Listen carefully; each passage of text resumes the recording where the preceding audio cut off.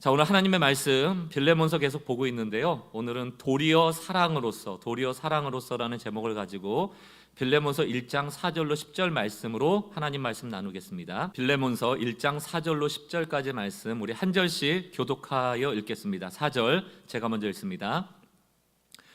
내가 항상 내 하나님께 감사하고 기도할 때에 너희를 말함은 주 예수와 및 모든 성도에 대한 내 사랑과 믿음이 있음을 들음이니 이로써 내 믿음의 교제가 우리 가운데 있는 선을 알게 하고 그리스도께 이르도록 역사하느니라. 형제여, 성도들의 마음이 너로 말미암아 평안함을 얻었으니 내가 너의 사랑으로 많은 기쁨과 위로를 받았노라. 이러므로 내가 그리스도 안에서 아주 담대하게 내게 마땅한 일로 명할 수도 있으나 도리어 사랑으로서 간구하노라. 나이가 많은 나 바울은 지금 또 예수 그리스도를 위하여 갇힌 자 되어 함께 읽습니다. 갇힌 중에서 낳은 아들 오네시모를 위하여 내게 간구하노라. 아멘. 이 빌레몬서는 사도 바울이 빌레몬이라는 골로새 교회 지도자에게 보내는 편지인데요. 개인적인 서신서인데 부탁을 전하는 겁니다. 다른 부탁이 아니고 빌레몬에게 있던 종 오네시모를 용납해달라는 거예요. 왜냐하면 이 오네시모가 빌레몬의 개인적인 소유였던 노예죠. 종이었는데 도망친 겁니다. 여러분, 이 당시에는 로마의 법 아래에 살았기 때문에 로마가 권위에 대해서 순종할 것을 굉장히 요구했거든요. 그러니까 종이 도망친다, 노예가 도망친다, 이것은 굉장한 중범죄이고 혹독한 처벌을 받아야 되는 대상이었어요. 그런데 이제 이 오네시모가 빌레몬에게 도망친 종이에요. 그런데 이제 다시금 사도 바울을 만나서 변화되고 사도 바울이 빌레몬에게 이 종을 다시 받아달라, 용납해달라, 종으로서가 아니고 형제로 받아달라고 얘기하는 것이거든요. 대단히 어려운 부탁입니다. 그럼 과연 이 종, 아니 이 중범죄자인 오네시모를 빌레몬은 어떻게 했을까? 받아줬을까? 받아주지 않았을까? 빌레몬서에는 그 결과가 나와 있지는 않습니다. 그러나 이것을 유추해 볼 수 있는 역사적 기록이 있어요. 이 오네시모가 이후에 어떤 사람이 되는가 하면 우리가 잘 아는 에베소 교회, 사도 바울이 세웠던 에베소 교회의 감독이 됩니다. 지금으로 치면 담임 목사죠. 지도자가 돼요. 초대교회의 역사가였던 유세비우스라는 사람이 있습니다. 전쟁사나 그 기독교 역사에 굉장히 중요한 근거가 되는 책들을 많이 쓴 사람인데요.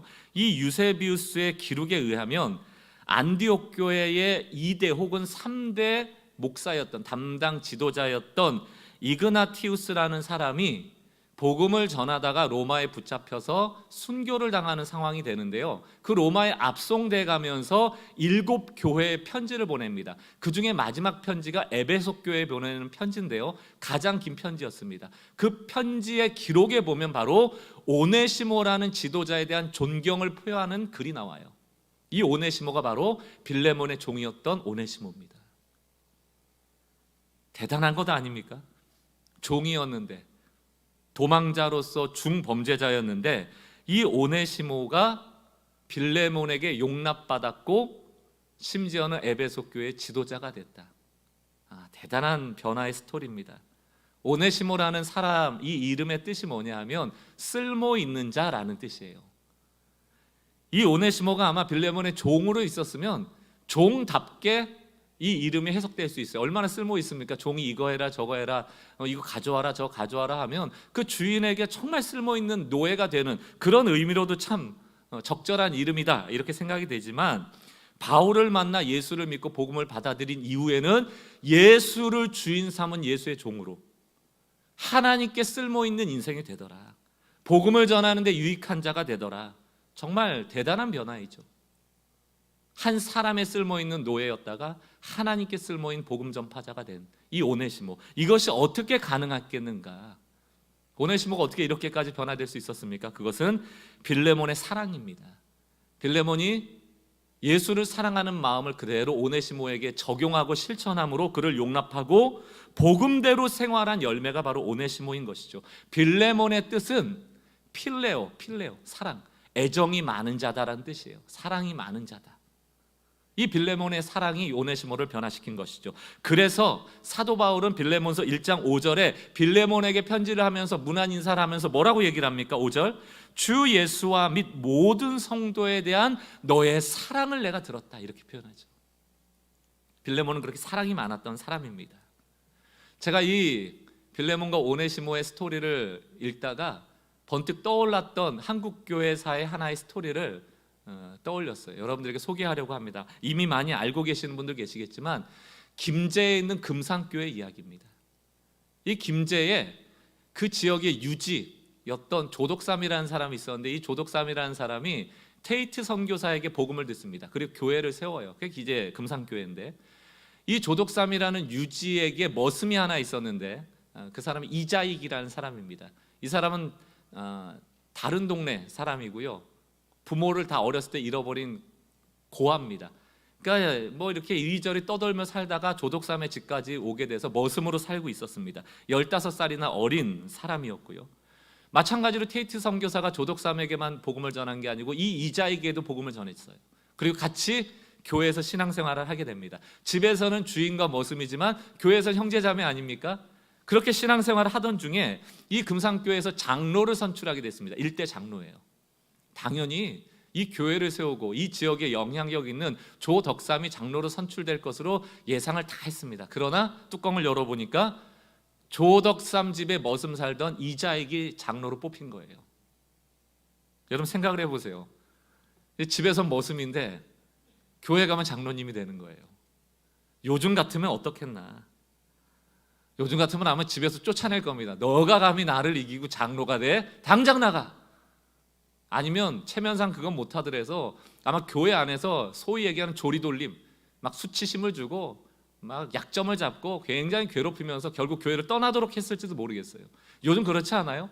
장로 선출하다가 교회 망가지고 교회 나뉘고 사람 다치고 상처받고 너무너무 많잖아요. 그런데 이 조덕삼은 이자익이 선출되자마자 이렇게 얘기를 합니다. 우리 교회 교인들은 정말 훌륭한 일을 해냈습니다. 저희 집에서 일하고 있는 이자익 영수, 이 영수라는 게 안수 집사입니다. 지금으로 치면 장로를 받을 수 있는 어떤 자격과 같은 거죠. 이자익 영수는 저보다 신앙의 열의가 대단합니다. 나는 하나님의 뜻을 잘 받들어 이자익 장로를 잘 받들고 이 교회를 더욱더 잘 섬기겠습니다.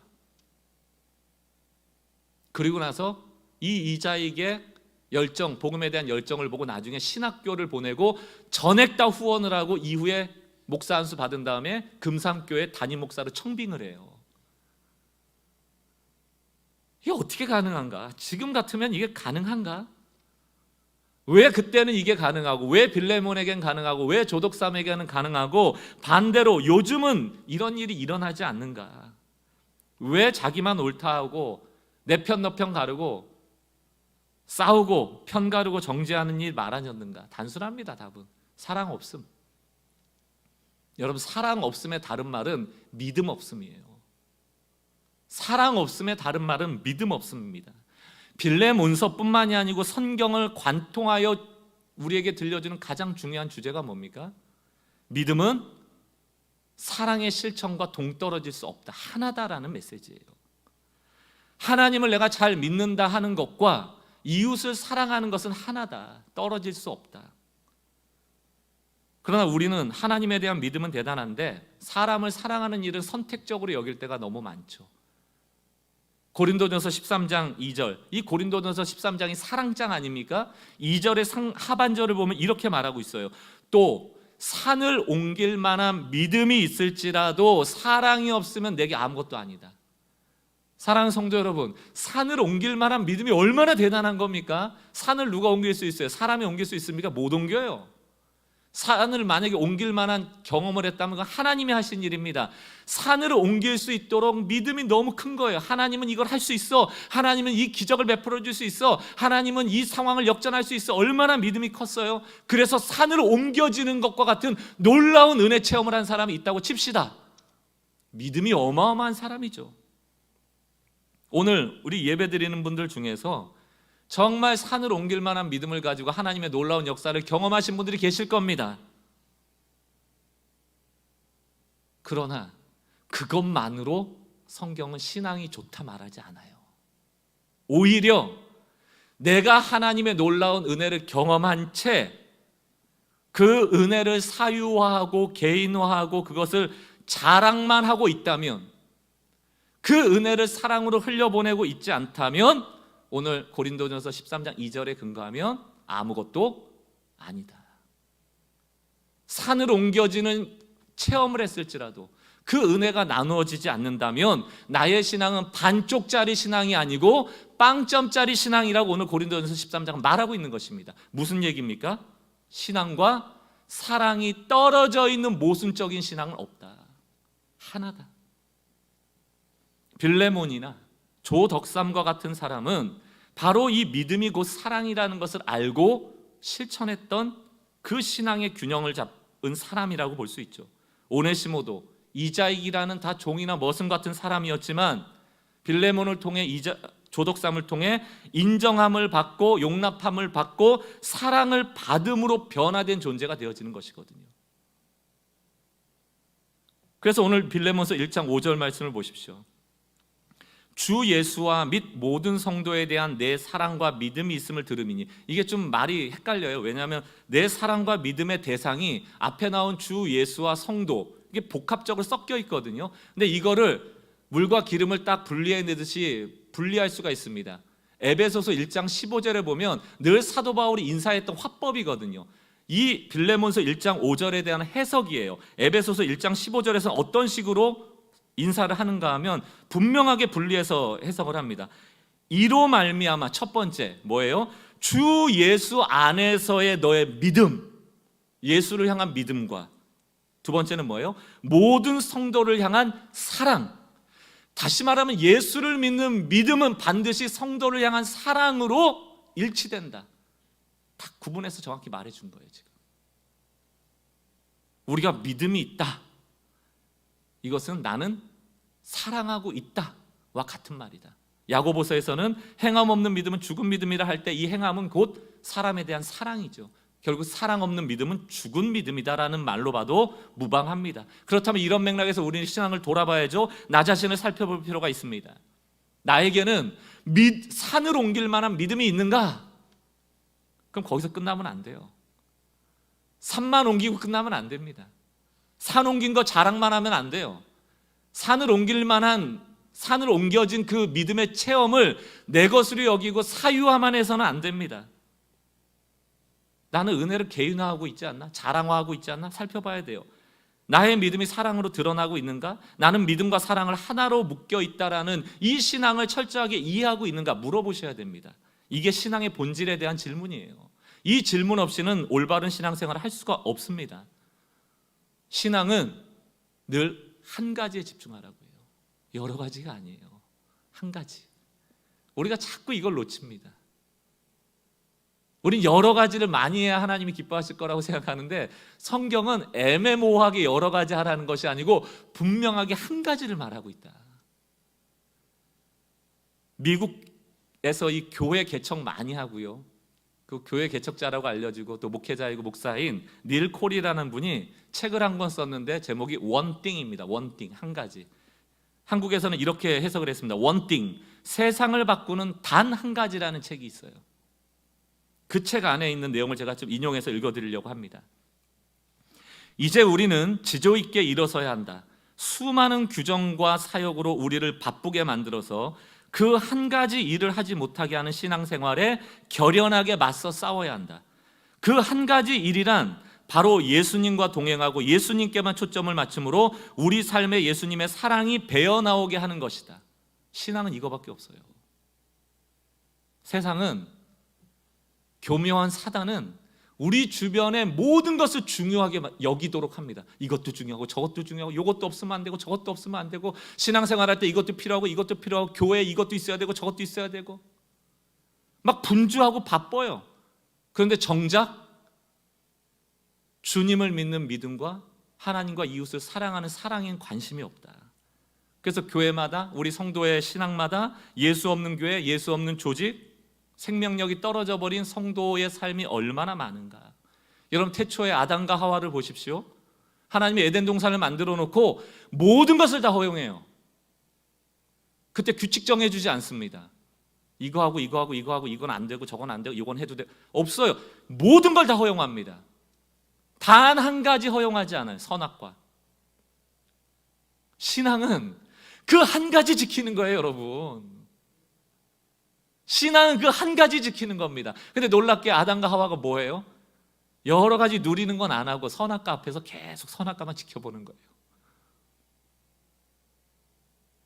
쓸데없는 일에 자꾸 관심을 갖고.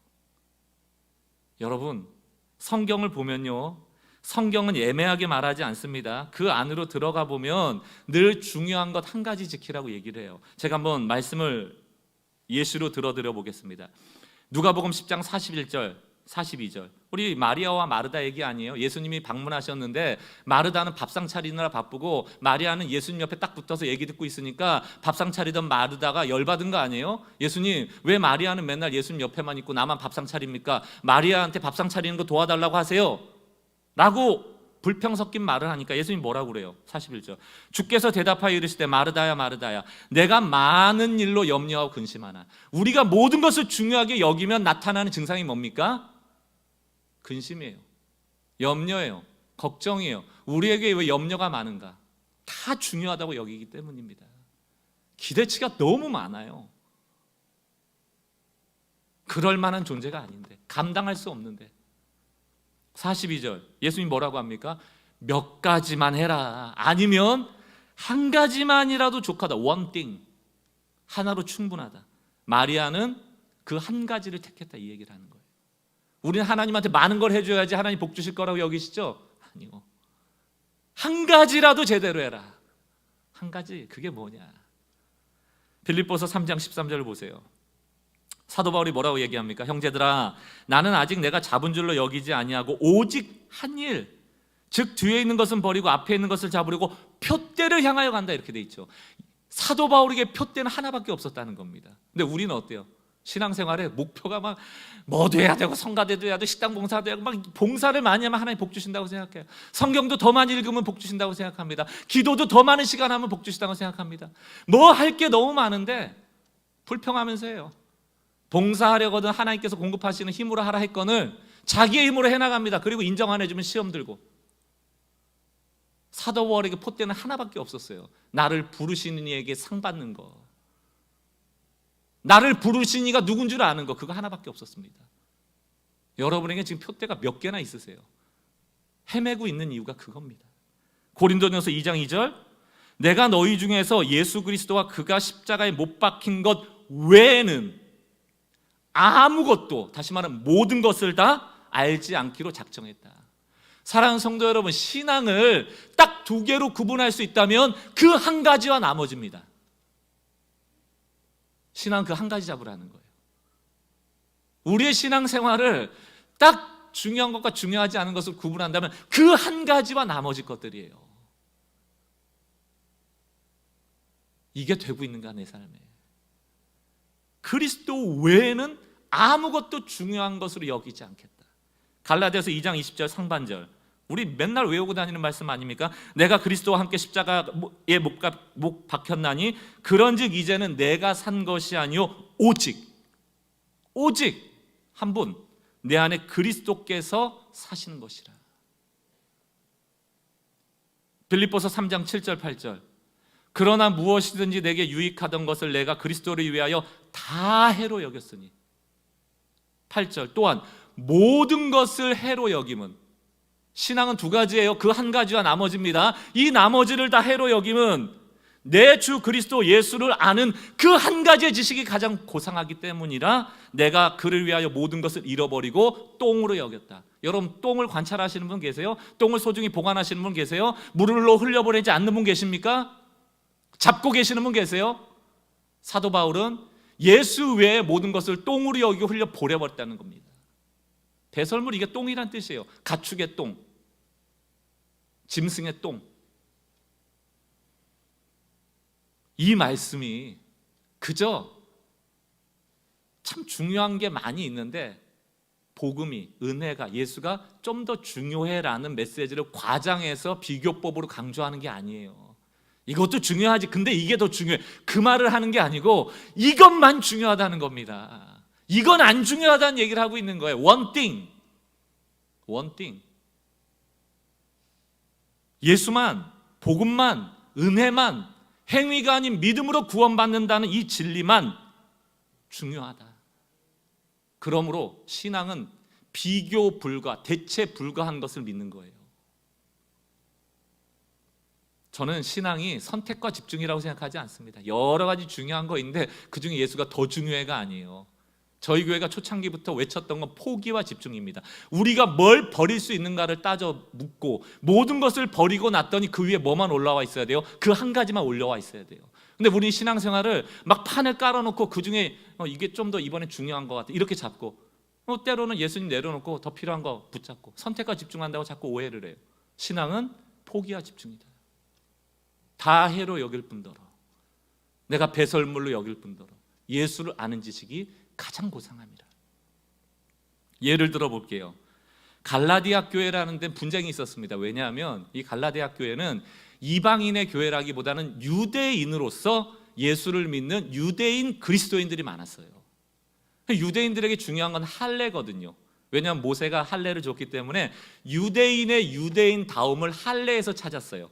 근데 유대인들로서 그리스도를 믿던 유대인 그리스도인들이 이방인을 보니까 할례 해요, 안 해요? 안 해잖아요. 정죄하는 거예요. 야, 예수 믿는다고 다 똑같은 예수 믿는 사람이 아니야. 우리는 유대인으로서 할례까지 받았어. 그 얼마나 좋아요? 예수를 믿는 믿음으로도 천국 가고 나는 할례까지 받았으니 보증 받은 것 같은 거예요. 근데 이방인을 보니까 할례는 안 받았어. 너희는 위험해. 넌 복음밖에 없잖아. 할례는 없잖아. 넌 위험해. 이런 생각을 하고 있는 거예요. 이해가 되십니까? 유대인들은 1등이 복음이야? 그럼 2등은 할례야. 둘 다 가져야 돼. 이렇게 생각을 한 거예요. 이스라엘 백성들은 늘 이런 식으로 생각했습니다. 가나안 땅에 가서도 하나님이 우리를 인도하신 거 맞아. 그래서 절기도 지키고 제사도 지내지만 그러나 풍요를 주는 바알도 2등은 돼. 그러니까 필요하면 2등도 써야 돼. 이런 마음이에요. 우리도 마찬가지 아닙니까? 목사님 우리 교회가 은혜 강조하고 복음 강조하고 예수 강조하고 본질 강조하는 거 좋은데 그래도 교회는 이게 있어야죠. 필요 없습니다, 여러분. 필요 없어요. 여러분들이 생각하는 교회에 있어야 한다고 생각하는 그 모든 것 필요 없습니다. 그게 할례 같은 거예요. 제가 좀 너무 과장돼서 얘기한 것 같지만 있어도 되지만 없어도 되는 것이라는 것입니다. 사도 바울은 할례 받아도 되고 안 해도 된다고 말하고 있어요. 왜? 중요한 게 아니니까. 그러나 사단은 자꾸 물타기예요. 은혜에 물타기하고 본질을 희석하고 중요한 것에 초점을 흐리게 해서 우리 혼란스럽게 만듭니다. 이런 갈라디아 교회를 향하여 사도 바울이 뭐라고 얘기합니까? 갈라디아서 6장 13절 할례를 받은 그들이라도 스스로 율법은 지키지 아니하고 유대인들이 어때요? 할례만 받고 실제로 율법은 안 지켜요. 그런데 이방인한테 할례를 받게 하려는 것은 왜 그럴까요? 이는 그들이 너희의 육체로 자랑하려 함이라. 율법도 안 지키는데 할례 했다는 이유만으로 나는 선민이야라고 자랑하고 싶은 거예요. 교회에 얼마나 많습니까? 사실 믿음도 없고 사랑도 안 하면서 그 봉사 열심히 해서 인정받으려는 분들, 뭐 좀 해서 내가 그래도 잘난 사람이라는 거 티를 내려는 사람들, 다 비본질이에요. 그 한 가지에 해당하는 것이 아닙니다. 그 얘기하는 거예요. 14절 그러나 내게는 우리 주 예수 그리스도 십자가 외에 결코 자랑할 게 없다. 그리스도로 말미암아 세상이 나를 대하여 십자가에 못 박히고 내가 또한 세상을 대하여 그려하니라. 15절 보세요. 할례나 무할례나 아무것도 아니다. 미안합니다 여러분, 똥이다 이 얘기예요. 할례나 무할례나 똥이다. 여러분들이 교회에 있어야 된다고 그렇게 외치는 것, 복음 아닌 것 똥이다. 똑같은 얘기예요 여러분. 있어도 그만 없어도 그만. 그러나 오직 새로 지으심 받는 것만 중요하다. 이게 뭡니까? 예수로 말미암아 거듭난 인생, 변화된 인생, 복음을 받은 인생, 믿음으로 구원받는 인생, 은혜로 구원받는 인생, 그것만 중요하다는 거예요. 할래? 무할래? 상관없어. 여러분 어떠세요? 여러분의 신앙이 어떠세요? 수많은 중요한 것들에 휘둘려 쌓여가지고 내가 만들어 놓은 규칙에 짓눌려서 자유롭지 못하고 뭔가 하나님께 못해드린다는 정죄감 때문에 그런 압박감을 받으면서 신앙생활하고 있지는 않습니까? 유대인들은 하나님 사랑하라고 주신 안식일에 무려 50여 가지의 규칙을 만들어놨어요. 하나님이 원하시는 게 아닙니다. 하나님을 사랑하라고 주신 법을 규칙으로 만들어서 그걸 지키고 지키지 못하면 정죄했어요. 그러나 성경은 우리가 진짜 해야 할 일을 수천 가지 규칙이라고 말하지 않고 이 한 가지라고 말하고 있는 것입니다. 갈라디아서 5장 6절, 그리스도 예수 안에서는 할례나 무할례나 효력이 없으되 사랑으로서 역사하는 믿음만 효력이 있다라고 말하고 있어요. 사랑으로서 역사하는 믿음. 그러면서 그 밑에 과연 사랑으로 역사하는 믿음이 무엇인지 실체를 말합니다. 갈라디아서 5장 14절, 온 율법은, 너가 그렇게 지키려고 했던 규칙, 수천 가지의 규칙은 사실은 하나인데 내 이웃을 사랑하는 거다, 이렇게 말하고 있는 거예요. 사랑으로 역사하는 믿음, 다시 말하면 이웃을 사랑하는 그 사랑으로 너의 믿음을 증거하라. 믿음과 사랑은 하나다. 그 한 가지를 지켜내라는 거예요. 사랑하는 성도 여러분, 믿음 좋은 분 되고 싶습니까? 규칙 지키는 게 아니에요. 내 이웃을, 내 옆에 있는 자녀를, 배우자를, 부모를 사랑하고 용납하는 것이 믿음입니다. 오늘 이 한 가지 사랑을 사도 바울도 알고 누구도 안다? 빌레몬도 알아요. 이 편지를 받는.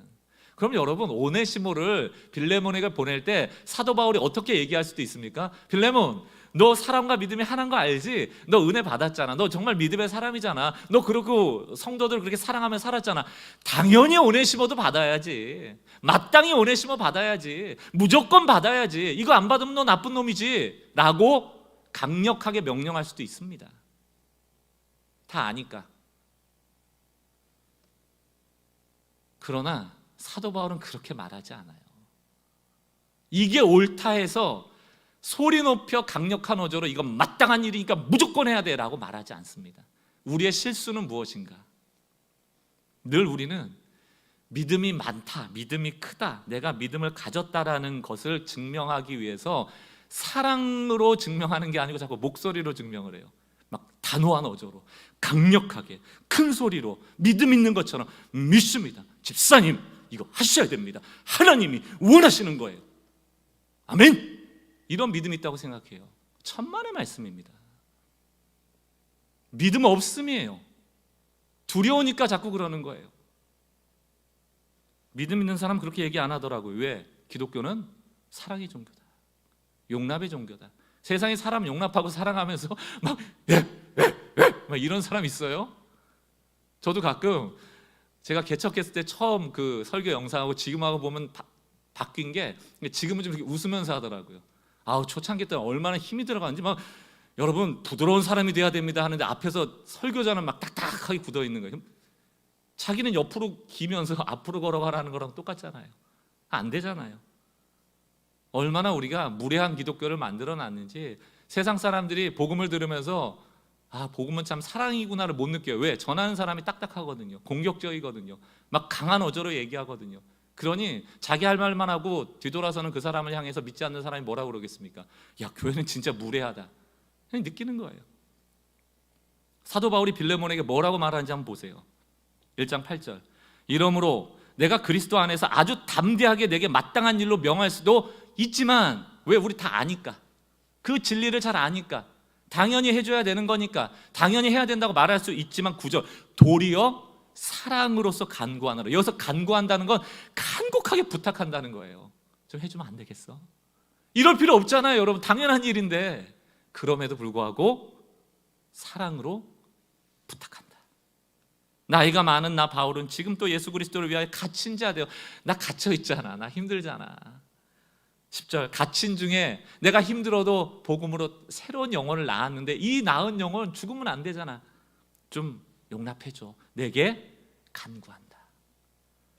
여러분, 교회 공동체에 이런 화법만 있다면 누가 상처받겠어요? 우리는 늘 옳다는 일을 너무 강력하게 드라이브를 건다. 막 강요하고 받는 사람 힘들고. 그러나 아무리 옳은 일이라도 이 간곡한 부탁으로 사랑의 마음으로 한다면 누가 용납하지 않겠습니까? 사랑하는 성도 여러분, 사랑을 고백하면서 명령하듯 하는 분 보셨어요? 배우자나 연인이나 뭐 누구에게나 나는 널 사랑해, 그러니까 너도 날 사랑해야 돼. 이건 사랑입니까? 아니죠. 무력으로, 폭력으로 사랑을 얻어낸다면 그게 사랑이겠습니까? 의무감으로 사랑을 지운다면 그게 사랑이겠습니까? 자녀에게 만약 이렇게 말한다고 생각해 보세요. 나는 아빠야, 난 널 사랑해. 그러니까 너는 무조건 아빠 말 듣고 나를 다, 내가 하는 말은 다 지켜야 돼. 그래야 너도 날 사랑하는 거야. 아니잖아요. 여기서 어떤 사랑의 감정을 느낄 수 있습니까? 명령이나 의무감은 사랑과 반대되는 개념이죠. 주님도 우리에게 의무와 명령으로 관계 맺지 않아요. 하나님은 우리의 교관도 아니고요, 무슨 군대 상사도 아니고요, 상관도 아니고, 우리를 부려먹는 회장님도 아닙니다. 하나님 우리 아버지시죠. 이게 사랑의 관계라는 거예요. 이 사랑의 관계를 헤아릴 수 있는 말씀이 요한계시록 3장 20절입니다. 한번 보세요. 주님의 마음입니다. 볼지어다 내가 문 밖에서 서서 두드리노니 누구든지 내 음성을 듣고 문을 열면 내가 그에게 들어가. 이 그림이 그려지세요, 여러분. 하나님께 마음을 열지 않는 우리의 마음 밖에서 너가 감히 날 안 믿어? 내가 널 위해 십자가를 졌는데 너가 감히 날 경시해? 나를 배반해? 나를 무시해? 하나님의 전능함으로 우리의 마음을 뚫고 들어오실 수도 있겠죠. 근데 그 전능한 손으로 문을 두드리고 계시더라. 박 목사, 너 그러면 안 돼. 너 돌이켜야 돼. 계속 문을 두드리세요. 오늘 말씀을 통해서 문을 두드리세요. 누가 문 열어야 됩니까? 이 음성을 듣고 너가 스스로 문을 열면 내가 들어가 너를 혼내고 명령을 주고 규칙 지키라고 그러고 잘못 지적하고 아니고 들어가 더불어 먹고 마시리라. 이게 사랑이죠. 라오디게아 교회에 대한 말씀인데, 이때 라오디게아 교회가 어땠는가? 차지도 덥지도 않는 교회라고 합니다. 얼마나 냉소적이고 회의적이고 세상 사람들이 사는 문화 그대로 살아가고 그 세상에 순응하고 적응해버리는 타협적인 신앙인들. 하나님이 얼마나 마음 아프셨겠습니까? 그럼에도 불구하고 주님은 우리의 잘못을 지적하고 지켜야 될 규칙을 말하는 것이 아니고 문 밖에 서서 두드리더라고요. 너 돌아와야 돼. 기다려주시는 거잖아요. 왜? 사랑하기 때문에. 라오디게아 교회에게 규칙을 안 지켜서 지금 뭐라 하시는 게 아니고 그 마음이 떠났기 때문에 마음을 다시 돌이켜야 되잖아요. 사랑의 관계를 맺어야 되잖아요. 그게 중요한 겁니다. 그 한 가지가 신앙의 핵심이란 말이죠. 옳고 그름의 문제가 아니에요. 우리 옳고 그름을 따지다 사람을 잃어요. 그러나 하나님은 기다려줌을 통하여 사람을 얻기 원하시는 것이죠. 인터넷에 떠도는 글이 참 마음에 공감이 되더라고요. 제가 한번 읽어보겠습니다. 사랑이 없는 의무감은 사람을 무뚝뚝하게 만듭니다. 여러분, 사랑이 없이 의무적으로 아내한테 생일 되면 꽃 갖다 주고 얼마나 무뚝뚝합니까? 그냥 때 돼서 주는 거야. 너 아쉬울까 봐 주는 거야. 의무감으로 하는 사랑이 얼마나 생명력이 없어요. 사랑이 없는 책임감은 사랑을 냉엄하게 만들고, 사랑이 없는 정의감은 사람을 무자비하게 만들고, 사랑이 없는 교육은 아이들을 반항하게 만들고, 사랑이 없는 지성은 사람을 교활하게 만들고, 사랑이 없는 친절은 사람을 위선적으로 만들고, 사랑이 없는 명령은 사람을 비열하게 만들고, 사랑이 없는 지식은 사람으로 하여금 군림하게 만들고, 사랑이 없는 힘은 사람을 난폭하게 만들고, 사랑이 없는 명예는 사람을 오만스럽게 하고, 사랑이 없는 부는 사람을 탐욕스럽게 하고, 사랑이 없는 믿음은 사람을 광신적으로 만듭니다. 여러분, 사랑하면서 우리가 다 필요로 하고 기도하고 있는 거예요. 부, 명예, 힘, 지식, 친절, 아이들 잘 자라게 교육하는 거 다 원하잖아요. 그러나 사랑이 없으면 아무것도 아니에요. 오히려 독이 돼요. 자녀 교육 열심히 하려고 막 쏟아부었는데 아이들은 분노를 일으키고, 그렇게 힘을 갖고 불을 갖기 원했는데 사랑이 없이 그걸 가져놓으니까 그걸 군림하려고 하고 탐욕스러워지고, 오히려 기도 응답이 우리를 해쳐버리는 것 아닙니까? 산을 옮길 만한 믿음이 있어도, 세상이 원하는 걸 다 가져도 사랑이 없으면 아무것도 아니다. 그러므로 사랑으로 역사하는 믿음만이 우리가 지켜야 될 유일한 가치다. 다시 한번 갈라디아서 5장 6절 보세요. 그리스도 예수 안에서 할례나 무할례나 효력이 없으되 사랑으로서 역사하는 믿음뿐이라. 믿음뿐이라. 여러분, 사랑하는 행위가 구원의 조건은 아니에요. 여러분들이 잘 살아야지 구원받는다는 아닙니다. 우리는 은혜로 구원받았지만 그 은혜로 구원받은 자가 사랑하는 것은 마땅한 일이고 그 믿음을 증거하는 열매와 같은 것이다. 사랑을 실천해야만 진정한 믿음이 증명되는 것이죠. 저는 이 사랑이 진정으로 실천될 때 늘 드러나는 것이 이 자발성이라고 늘 믿습니다. 저희 교회를 이렇게 보면 되는 것도 없고 안 되는 것도 없어 보여요. 성도들 이렇게 보면 교회 왔다 갔다 하는 것처럼 보여요.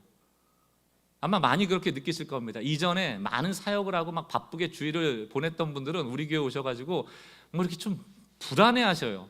이렇게 주일 보내도 되나? 뭐 아무것도 안 해도 되나? 뭐 봉사 안 해도 되나? 괜찮아요, 여러분.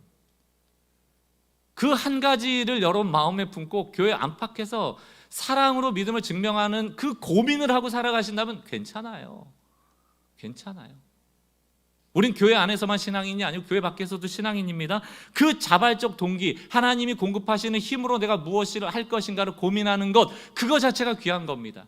그 생각 없이 바쁘게 돌아다니고 모든 것을 중요하게 여기는 게 오히려 해로운 거예요. 저는 저희 교회 처음에 오셔서 좀 쉬셨으면 좋겠고요, 안식하셨으면 좋겠고요, 다시 한번 내 신앙을 돌아보시면 좋겠다.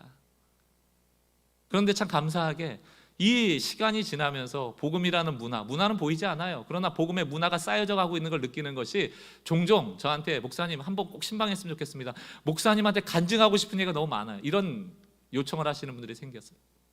옛날에는 문제 생기면 저를 불렀는데 이제는 막 말하고 싶은 게 많아서 저를 불러요. 어느 날도 신방 갔더니만 어떤 성도님이 그런 얘기를 하는 거예요.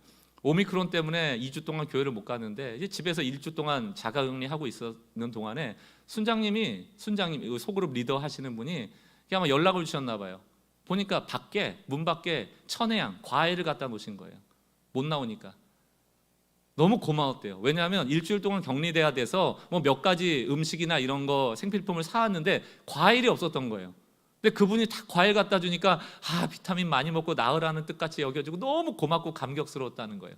그러면서 이분이 나도 이제는 오미크론 걸린 사람 보면 그게 교회 사람이든 아니든 이런 거 하나 걸어놓고 이런 거 하나 주면 사람 마음이 이렇구나를 알게 돼서 누가 오미크론 걸렸는지 보게 된다는 거예요. 그것 좀 실천해 보려고.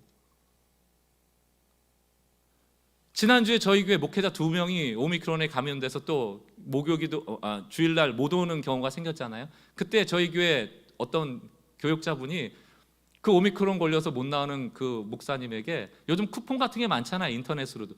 치킨 쿠폰을 쏘신 거예요. 드시고 힘내라고. 그러니까 이분이 얼마나 또 고마워요. 그러니까 잘 먹겠다, 이거 먹고 싶었는데 이거 선물해 주셔서 맛있게 먹겠다고.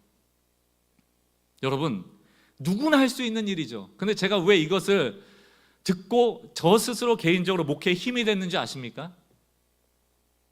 이유는 시켜서 한 일이 아니기 때문이에요. 제가 만약에 우리 교회 리더들 다 모아놓고 순장님들한테 순장님들 요즘 어떻게 하고 계세요? 똑바로 사역하고 계세요? 요즘 보니까 주변에 우리 순원들 소그룹 원들이 오미크론도 걸리고 교회도 못 오시는 분들 계시는 것 같은데 과일 사주고 계세요? 관심 갖고 계서 전화 주고 계세요? 과일 사주셨어요? 안 주셨어요? 일주일에 다 돌아다니면서 과일 그 문 앞에 걸어놓고 오세요. 제가 감시할 거예요. 다음 주에 와가지고 순장님 다시 다 모이세요. 지난주에 제가 오미크론 걸린 집 과일 갖다 놓으라고 했는데 안 하시면 손 들어보세요. 집사님 저 뒤에 서세요. 벽 보고 계세요. 뭘 잘못했는지 반성문 쓰세요. 이래가지고 그 집사님이 아이씨 더럽고 꼭 가서 내가 사주고 만다 하고 사줬으면 사랑이 없으면 아무것도 아니로돼. 한 일이 무슨 유익이 있습니까?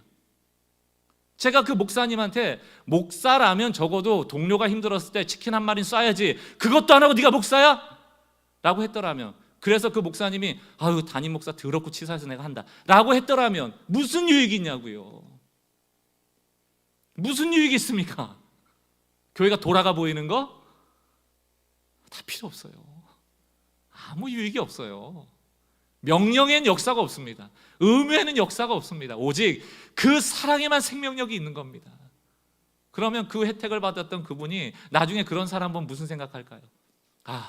나도 나도 받아보니 너무 좋더라. 이 사람 해주면 얼마나 힘이 될까 생각할 거 아닙니까? 청년부 사역자분과 통화하게 됐습니다. 지난주에 어떤 일 때문에. 이분이 그런 얘기 하는 거예요. 목사님, 저희 교회 청년들 매달 얼마씩 후원해주는 그런 프로그램 때문에 혜택받는 청년들이 많습니다. 저희 교회는 저희 교회 청년이 아니라도 외부 청년이라도 힘든 분 있으면 저희가 지원합니다. 누구라도. 그분이 어떤지 상관 안 해요. 우리 교회 교인이 보증하고 그 친구 힘든데 공부하는데 좀 어려운데 라고 하면 저희가 매달 지원합니다. 근데 이 청년 사역자가 무슨 얘기를 하는 거 아니, 목사님 교회에서 그렇게 물질로 지원하는 것도 좋지만 저희 청년들끼리 좀 공감대를 가지고 한 달에 한 사람이라는 프로젝트를 좀 해보려고 합니다. 그게 뭡니까? 한 달에 한 사람을 지정해서 그 청년에게 좀 관심 가져줘 보자는 거예요. 좀 집중해서 그분의 삶에 좀 도움이 되줘 보자는 거예요. 얼마나 감사한 일이에요. 여러분 중에 한 달에 한 번 해서 되겠어? 아니요. 천리길도 한 걸음부터입니다.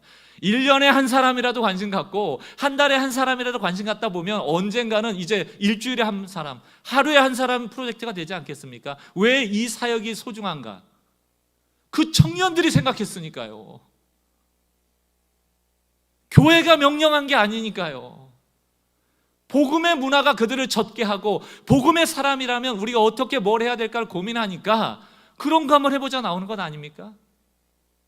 저는 우리 교회에 보이지 않지만 문화가 생기기를 원해요. 복음의 문화가 젖어들기를 원합니다. 명령이 아니라 사랑이 실천되기를 원합니다. 그것만이 생명력이 있어요. 사랑하는 성도 여러분, 말씀을 결론에 맺습니다. 믿음이 크다는 것은 막 단호한 목소리, 공격적인 목소리, 또 때로는 무례해 보일 정도로 무언가 큰 소리 내는 게 아니고 진정성 있는 자발적 동기로부터 나오는 사랑만으로 증명이 됩니다. 이게 신앙의 본질이에요. 그 한 가지에 집중하셔야 됩니다. 내 믿음을 어떻게 증명할까? 오직 사랑만으로 된다. 규칙이 아니고. 한 주간 우리의 믿음을 곳곳에 드러낼 기회들이 많을 겁니다. 왜? 우리는 사람과 함께 살아가기 때문에. 크든지 작든지 오늘 말씀이 우리에게 동기가 되어져서 어떠한 형태로든지 우리 주변의 사람을 좀 따뜻한 온기로 느낄 수 있도록 하는 믿음의 사람들 되시길 주의 이름으로 축원합니다. 한 주간도 승리하십시오. 오늘같이 오늘 말씀을 가지고 우리 찬양하면서 오늘 기도의 제목을 또 붙잡았으면 좋겠어요. 찬송가 620장입니다. 여기에 모인 우리 주의 은총 받은 자여라. 우리 다 주의 은혜 받고 살아가는 존재들인데요, 살아가면서 힘들고 어렵죠. 내 코가 석자기 때문에 다른 사람 좀 봐주기가 어렵죠. 그러나 그때도 주님이 우리와 함께 하심을 믿고 여러분의 믿음이 더 굳세어지길 원합니다. 그러나 이 믿음은 산을 옮길 만한 믿음만을 얘기하는 것이 아니고 그 믿음이 누군가에게 흘러가서 사랑이 되어지는 그런 믿음일 줄 믿습니다. 그것을 결단하며 우리 같이 한번 말씀을 되뇌으면서 함께 찬양합시다.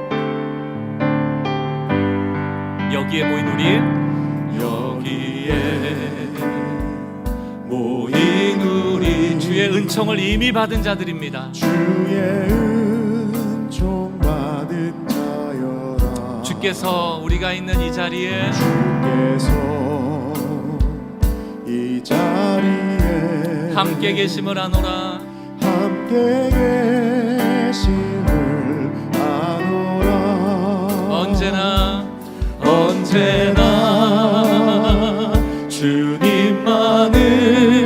주님만을 찬양하며 따라가리니 시험을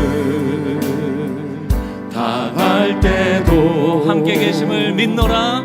함께 계심을 믿노라. 이 믿음 더욱 굳세라. 이 믿음 더욱 굳세라. 주가 지켜주신다. 어둠 속에도 주의 밝은 빛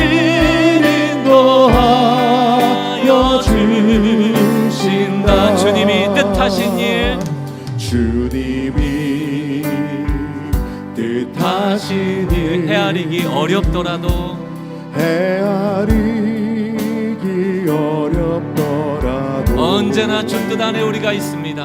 언제나 주 뜻 안에 내가 있음을 아노라. 사랑과 말씀들이 나를 더욱 새롭게 하니, 나를 더욱 새롭게 하니 때로는 넘어져도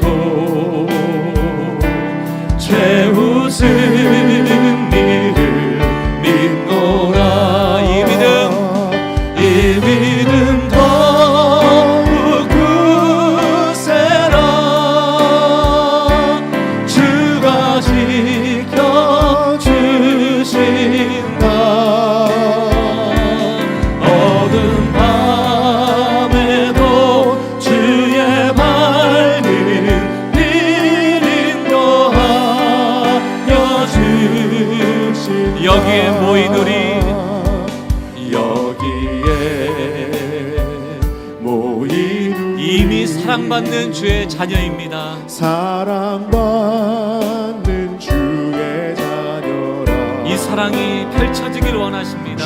주께서 뜻하신 바 우리를 통해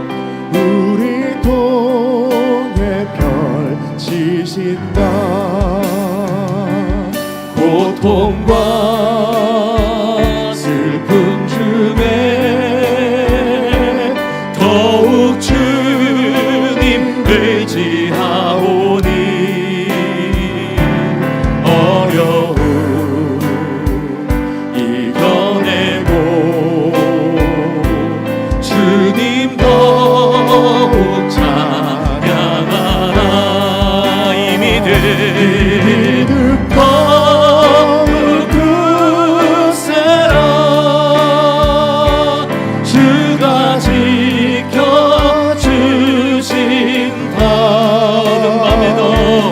어두운 밤에도 주의 밝은 빛 더하여 주신다. 이 시간 두 눈을 감고 오늘 말씀을 정리하면 좋겠습니다. 닐 콜이 했던 말을 다시 한번 우리 생각해 봤으면 좋겠습니다. 우리는 이제 지조 있게 일어서야 한다. 수많은 규정과 수많은 사역으로 우리를 바쁘게 만들어서 그 한 가지 일을 하지 못하게 하는 신앙생활에 결연하게 맞서 싸워야 한다. 그 한 가지 일이란 바로 예수님과 동행하고 예수님께 초점을 맞춤으로써 우리 삶에 예수님의 사랑이 배어나오게 하는 것이다. 우리가 과연 이것을 신앙이라 믿고 초점을 맞추고 있습니까? 아니면 여전히 수많은 율법과 규칙에 쌓여서 하면 자기 의를 드러내고 못하면 절망해버리는 이런 율법적 신앙에 여전히 매여 있습니까? 오늘 나의 신앙을 점검하셔야 돼요. 마르다처럼 많은 것을 해야 하나님이 기뻐하실 거라고 우리가 오해한다면 오늘 마리아처럼 그 예수님 곁에 더 가까이 나가시기는 여러분 되시기 바라요. 말씀을 읽는 이유도, 기도하는 이유도, 우리가 섬기는 이유도 예수 닮기 위한 것 아닙니까? 우리의 믿음을 사랑으로 드러내 복음 전하기 위한 것 아닙니까? 세상을 따뜻하게 하기 위해서 아닙니까? 하나님이 그렇게 따뜻한 분임을 알려주기 위한 것 아닙니까? 우리가 생활 선교사로 우리 있는 곳곳을 그렇게 따뜻하게 만드는 작은 불꽃 되기를 원합니다. 우리 조용히 묵상하실 분 묵상하시고, 소리를 내서 좀 결단하며 기도하실 분 기도하시고, 나의 삶이 산을 옮길 만한 믿음을 강조하셨던 분이 계시다면 회개하시고 오늘 바른 신앙으로 나가시는 시간 되기 원합니다. 함께 기도하는 시간 같습니다.